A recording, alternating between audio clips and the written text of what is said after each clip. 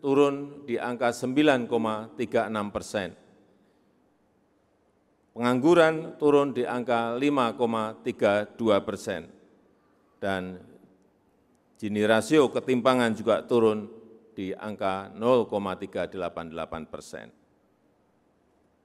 Meskipun kalau lihat angka-angka baik, saya terus menyampaikan tetap kita harus hati-hati, kita harus tetap waspada. Karena ke depan kompetisi global itu semakin kompleks, semakin tidak jelas. Arahnya kemana?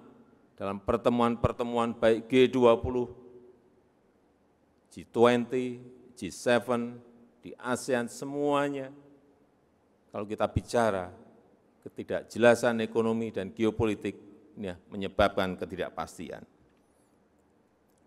Oleh sebab itu, pemanfaatan teknologi dalam perang konvensional, perang cyber akan semakin meningkat. Oleh sebab itu, TNI, Polri harus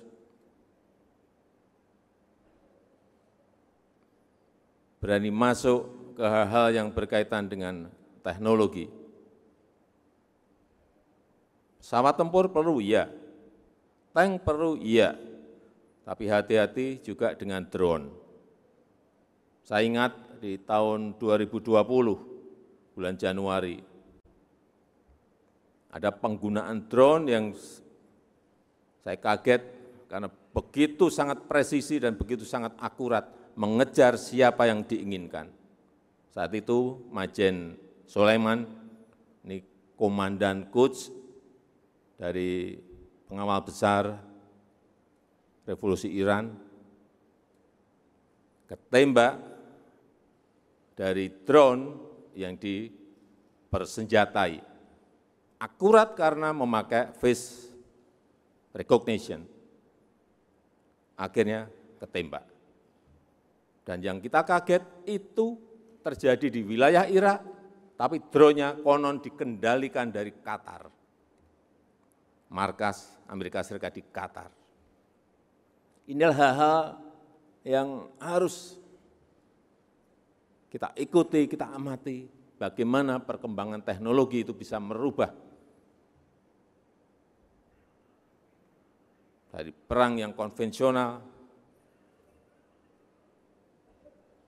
ke perang-perang yang bisa dikendalikan dari jarak jauh.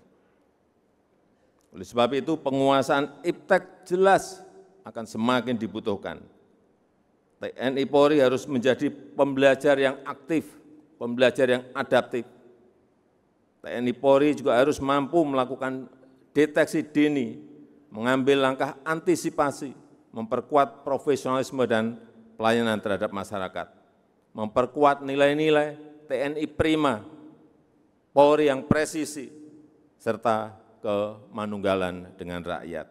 Sinergi